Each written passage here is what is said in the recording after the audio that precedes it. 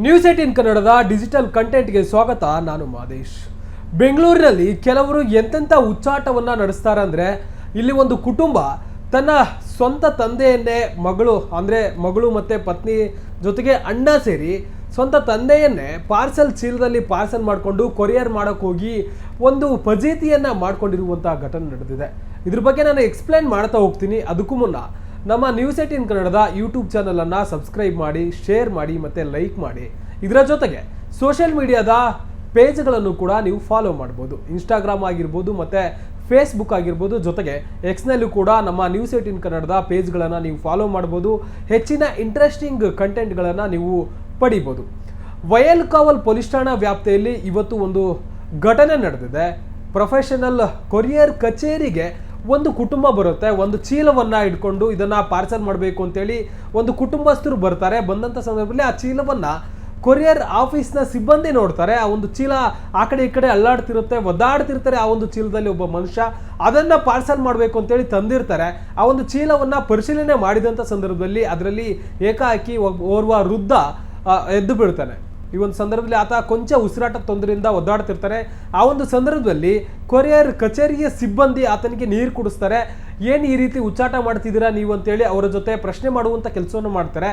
ಆ ಒಂದು ಸಂದರ್ಭದಲ್ಲಿ ಅಲ್ಲಿ ಆ ಒಂದು ಪಾರ್ಸಲ್ ಅಂತೇಳಿ ವ್ಯಕ್ತಿಯನ್ನು ಚೀಲದಲ್ಲಿ ತುಂಬಿಕೊಂಡು ಬಂದಿದ್ದಂತಹ ಆ ವ್ಯಕ್ತಿಗಳೇನಿದ್ದಾರೆ, ಆ ಒಂದು ಕುಟುಂಬಸ್ಥರು ಏನಿದ್ದಾರೆ, ಇಲ್ಲ ಇದನ್ನು ನೀವು ಪಾರ್ಸಲ್ ಮಾಡಬೇಕು, ನಾವು ಬೇರೆ ಊರಿಗೆ ಈ ಒಂದು ಪಾರ್ಸಲನ್ನು ಕಳಿಸ್ಬೇಕು, ನೀವು ಪಾರ್ಸಲ್ ಮಾಡಿ ಅಂತೇಳಿ ಅವ್ರ ಜೊತೆ ವಾಗ್ವಾದಕ್ಕೆ ಹೇಳ್ತಾರೆ. ಈ ಒಂದು ಸಂದರ್ಭದಲ್ಲಿ ಅವರನ್ನು ಬುದ್ಧಿ ಹೇಳೋದಕ್ಕೆ ಕೊರಿಯರ್ ಸಿಬ್ಬಂದಿ ಒಂದಷ್ಟು ಮಾತುಗಳನ್ನು ಆಡ್ತಾರೆ. ಅಂದರೆ ಈ ರೀತಿಯಾಗಿ ನಾವು ಯಾರನ್ನು ಮನುಷ್ಯರನ್ನ ಪಾರ್ಸಲ್ ಮಾಡೋದಿಲ್ಲ, ಇದನ್ನು ವಸ್ತುನ ಲಾಜಿಸ್ಟಿಕ್ಕನ್ನು ಅಂದರೆ ವಸ್ತುಗಳನ್ನು ನಾವು ಪಾರ್ಸಲ್ ಮಾಡೋದಕ್ಕೆ ಅಂತೇಳಿ ನಮ್ಮ ಕಚೇರಿ ಇದೆ, ಆದರೆ ಮನುಷ್ಯರನ್ನು ನಾವು ಪಾರ್ಸಲ್ ಮಾಡೋದಿಲ್ಲ ಅಂತೇಳಿ ಅವರಿಗೆ ತಿಳಿ ಹೇಳ್ತಾರೆ. ಈ ವೇಳೆ ಒಂದಷ್ಟು ವಾದ ಮತ್ತೆ ಪ್ರತಿವಾದವಾಗುತ್ತೆ.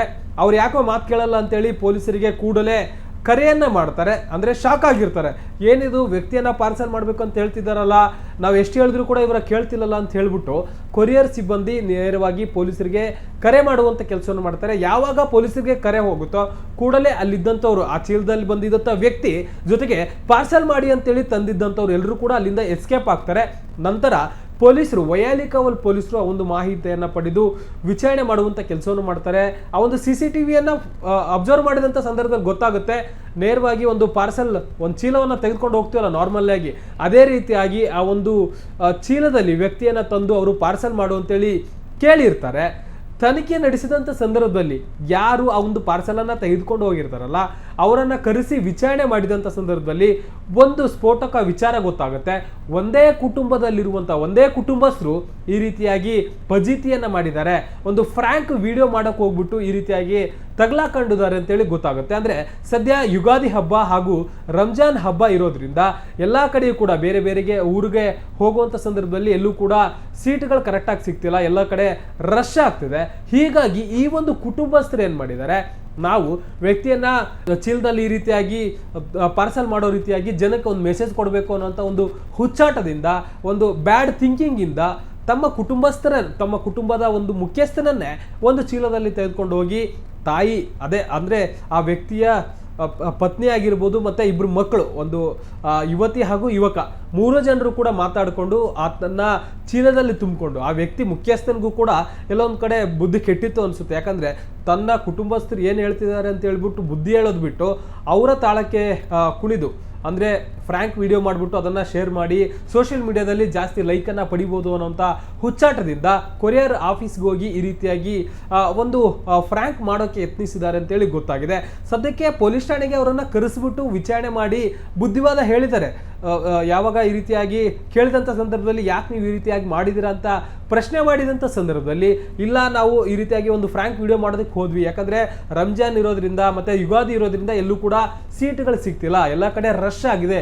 ಹೀಗಾಗಿ ಪಾರ್ಸಲ್ ಮಾಡುವಂಥ ನೆಪದಲ್ಲಿ, ವ್ಯಕ್ತಿಯನ್ನು ಪಾರ್ಸಲ್ ಮಾಡುವಂಥ ನೆಪದಲ್ಲಿ ಸೋಷಿಯಲ್ ಮೀಡಿಯಾದಲ್ಲಿ ನಾವು ಒಂದು ಮೆಸೇಜ್ ಕೊಡಬೇಕು ಅಂದ್ಕೊಂಡಿವಿ, ಆದರೆ ಅದು ತಪ್ಪಂತ ಇವಾಗ ನಮ್ಗೆ ಗೊತ್ತಾಯಿತು ಅಂತೇಳಿ ಆ ಎಲ್ಲ ಕುಟುಂಬಸ್ಥರು ವಿಡಿಯೋ ಮಾಡಿ ಈಗ ಬಿಡುಗಡೆ ಮಾಡಿ ಕ್ಷಮೆಯನ್ನು ಕೇಳಿದ್ದಾರೆ. ನಾವು 5 ಜನ ಸೇರಿ ವಯಲಿಕಾವಲಿನ ಕೊರಿಯರ್ ಆಫೀಸ್ನಲ್ಲಿ ನನ್ನ ತಂದೆಯವ್ರನ್ನ ಚೀಲದಲ್ಲಿ ಹಾಕಿ ತಗೊಂಡು ಹೋಗಿ, ಯುಗಾದಿ ಮತ್ತು ರಂಜಾನ್ ಹಬ್ಬ ಪ್ರಯುಕ್ತವಾಗಿ ಎಲ್ಲ ಬಸ್ ರೇಟು ಜಾಸ್ತಿ ಆಗಿದೆ ಹಾಗೂ ಸೀಟ್ ಸಿಗ್ತಾ ಇಲ್ಲ ಅನ್ನೋ ಒಂದು ಮೆಸೇಜ್ನ ಕಳಿಸ್ಲಿಕ್ಕಾಗಿ ಒಂದು ಫ್ರ್ಯಾಂಕ್ ಮೂಲಕ ತಿಳಿಸೋಣ ಅಂತ ಮಾಡ್ಲಿಕ್ಕೆ ಹೋದ್ವಿ.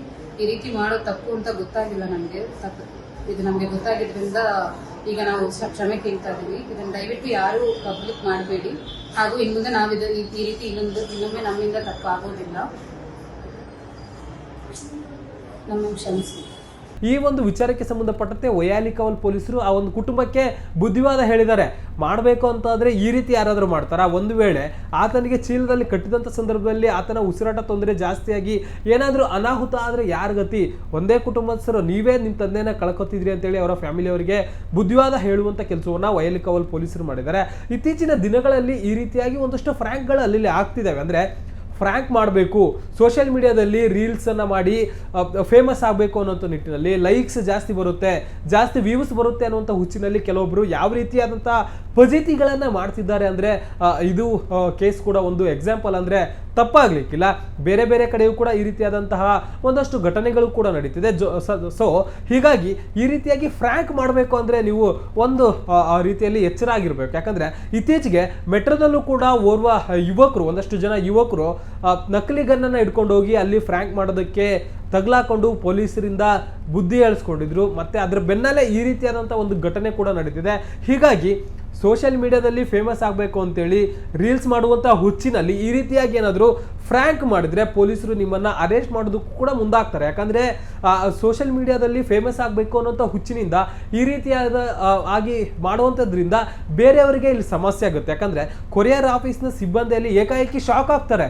ಪಾರ್ಸಲ್ ಅಂತೇಳಿ ಚೆಕ್ ಮಾಡಿದಂಥ ಸಂದರ್ಭದಲ್ಲಿ ಅಲ್ಲಿ ಒಬ್ಬ ವ್ಯಕ್ತಿ ಎದ್ದೇಳ್ತಾನಂತಂದರೆ, ಆ ಒಂದು ಚೀಲದಿಂದ ವ್ಯಕ್ತಿ ಹೊರಗಡೆ ಬರ್ತಾನಂದರೆ ಒಂದು ಕ್ಷಣ ಕೊರಿಯರ್ನ ಸಿಬ್ಬಂದಿ ಶಾಕ್ ಆಗಿದ್ರು. ಯಾರಾದರೂ ವೀಕ್ ಹಾರ್ಟೆಡ್ ಪರ್ಸನ್ ಆಗಿದ್ರೆ ನಿಜಕ್ಕೂ ಕೂಡ ಹೃದಯಘಾತ ಆಗಿದ್ರು ಕೂಡ ಆಶ್ಚರ್ಯ ಇಲ್ಲ. ಯಾಕಂದರೆ ಕೆಲವೊಂದು ಸತಿ ಈ ರೀತಿಯಾದಂಥ ಘಟನೆಗಳಾಗುತ್ತೆ. ಜೊತೆಗೆ ಕಳೆದ ಕೆಲ ದಿನಗಳ ಹಿಂದಷ್ಟೇ ನಡೆದ ಒಂದು ಮೆಟ್ರೋದಲ್ಲಿ, ಅತ್ತಿಗುಪ್ಪೆ ಮೆಟ್ರೋದಲ್ಲಿ ಓರ್ವ ವ್ಯಕ್ತಿ, ಯುವಕರೇನಿದ್ದಾರೆ ಅದನ್ನು ವಿಡಿಯೋ ಮಾಡುವಂಥ ಫ್ರ್ಯಾಂಕ್ ಮಾಡುವಂಥ ನಿಟ್ಟಿನಲ್ಲಿ ನಕಲಿ ಗನ್ನನ್ನು ಯೂಸ್ ಮಾಡಿಬಿಟ್ಟು ಅಲ್ಲೂ ಕೂಡ ಫ್ರ್ಯಾಂಕ್ ಮಾಡ್ತಾರೆ. ಅಲ್ಲೂ ಕೂಡ ಯಾರಾದರೂ ವೀಕ್ ಹಾರ್ಟೆಡ್ ಪರ್ಸನ್ ಇದ್ದರೆ ಆ ಒಂದು ಸಂದರ್ಭದಲ್ಲೂ ಕೂಡ ಯಾವ ರೀತಿ ಆಘಾತಕ್ಕೆ ಒಳಗಾಗ್ತಾರೆ ಅಂತ ಕೂಡ ಹೇಳೋಕ್ಕಾಗಲ್ಲ. ಯಾಕಂದರೆ ವಿಡಿಯೋ ಮಾಡುವಂಥವರಿಗೆ, ಫ್ರ್ಯಾಂಕ್ ಮಾಡುವಂಥವ್ರಿಗೆ ಅದೊಂದು ಫ್ರ್ಯಾಂಕ್ ಆಗಿರುತ್ತೆ. ಆದರೆ ಅಲ್ಲಿ ಇದ್ದಂಥ ಜನರಿಗೆ ಅದು ಯಾವ ರೀತಿ ಅದು ಎಫೆಕ್ಟ್ ಆಗುತ್ತೆ ಅಂತ, ಇಂಪ್ಯಾಕ್ಟ್ ಆಗುತ್ತೆ ಅಂತ ಕೂಡ ಹೇಳೋಕ್ಕಾಗಲ್ಲ. ಹೀಗಾಗಿ ಇಂತಹ ರೀತಿಯಲ್ಲಿ ವರ್ತನೆ ಮಾಡೋರ ಮೇಲೆ ಪೊಲೀಸರು ಕೂಡ ಕಣ್ಣಿಟ್ಟಿದ್ದಾರೆ. ನೀವೇನಾದರೂ ಈ ರೀತಿಯಾಗಿ ಮಾಡಬೇಕು ಅಂತ ಅಂದ್ಕೊಂಡಿದ್ರೆ ಈಗಲೇ ಎಚ್ಚರವಾಗಿರಿ. ಇಲ್ಲಾಂದರೆ ಪೊಲೀಸರು ನಿಮ್ಮ ಮೇಲೆ ಕಣ್ಣಿಟ್ಟಿರ್ತಾರೆ. ಈ ರೀತಿ ಮಾಡಿದ್ದೇನಾದರೂ ಗೊತ್ತಾದರೆ ನಿಮ್ಮನ್ನು ಠಾಣೆಗೆ ಕರೆಸಿ ಗ್ಯಾರಂಟಿ ಸರಿಯಾಗಿ ಬುದ್ಧಿ ಹೇಳ್ತಾರೆ. ಹೀಗಾಗಿ ಯಾರಾದರೂ ಫ್ರ್ಯಾಂಕ್ ಮಾಡುವಂಥ ನಿಟ್ಟಿನಲ್ಲಿ ಅಥವಾ ವಿಡಿಯೋನ ನಾವು ರೀಲ್ಸ್ ಮಾಡಬೇಕು, ಲೈಕ್ಸ್ ಜಾಸ್ತಿ ಬೇಕು, ಜಾಸ್ತಿ ವ್ಯೂಸ್ ಬೇಕು ಅನ್ನೋಂಥ ಹುಚ್ಚಿನಿಂದ ಏನಾದರೂ ಎಡವಟ್ಟು ಮಾಡಿಕೊಂಡ್ರೆ ಹುಷಾರಾಗಿರಿ. ಕ್ಯಾಮ್ರಾ ಪರ್ಸನ್ ಎಡ್ವಿನ್ ಜೊತೆ ಮಾದೇಶ್, ನ್ಯೂಸ್ 18 ಕನ್ನಡ, ಬೆಂಗಳೂರು.